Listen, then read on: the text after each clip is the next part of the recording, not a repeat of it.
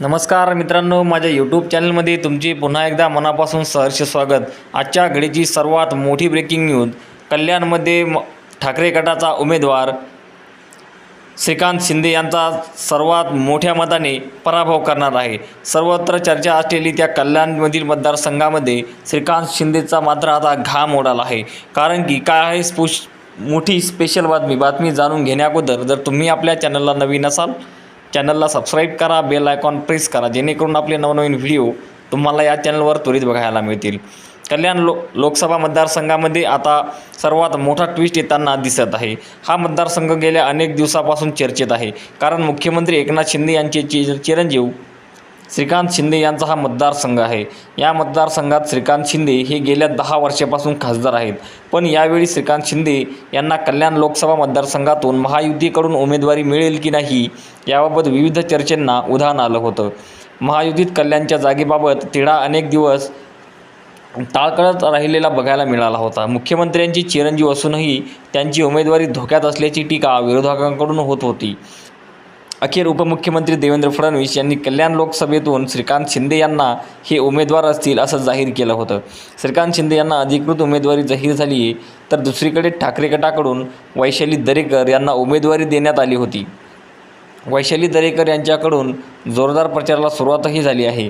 असं असताना आता ठाकरे गटाकडून मोठी राजकीय खेळी जाण्याची शक्यता होती, कारण ठाकरे गटाकडून आणखी एक उमेदवारी अर्ज दाखल करण्यात आलेला आहे।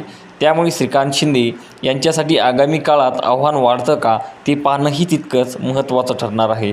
कल्याण लोकसभा निवडणुकीत ट्विस्ट आणणारी मोठी बातमी म्हणजे कल्याणमधून ठाकरे गटाकडून आणखी एक उमेदवारी अर्ज दाखल करण्यात आलेला आहे। माजी महापौर रमेश जाधव यांच्याकडून उमेदवारी अर्ज दाखल करण्यात आला आहे। विशेष म्हणजे ठाकरे गट 6 तारखेला AB फॉर्म बदलण्याची शक्यता आहे, अशी माहिती सूत्रांकडून मिळत आहे। त्यामुळे कल्याणमधील घडामोडींकडे राज्याचं जास्त लक्ष असणार आहे। कल्याण लोकसभा मतदारसंघात नेहमी चर्चेत असतो। या मतदारसंघात भाजप आणि शिवसेनेचं फार चांगलं आहे असं म्हणता येणार नाही, कारण काही दिवसापूर्वी भाजपच्या आमदारांनी शिवसेनेच्या शहर अध्यक्षांवर पोलीस ठाण्यात गोळीबार करून थेट मुख्यमंत्री एकनाथ शिंदे यांच्यावर गंभीर आरोप केले होते। या मतदारसंघात शिवसेना आणि भाजपचे कार्यकर्ते आणि पदाधिकाऱ्यांमधील मतभेदाच्या बातम्या सातत्याने समोर येत आहे आणि आपल्याला बघायला मिळत आहे। पण सध्या मतदारसंघात दोन्ही पक्षाचे पदाधिकारी सोबत असल्याचा दावा करत आहे। श्रीकांत शिंदे यांच्यासाठी यावेळीची ही निवडणूक सर्वात जास्त महत्त्वाची ठरणार आहे, कारण याआधीच्या 2 निवडणुका ते सहज आणि मोठ्या फरकाने निवडून आले होते। पण यावेळी शिवसेना पक्षात ही मोठी फूट पडली आहे।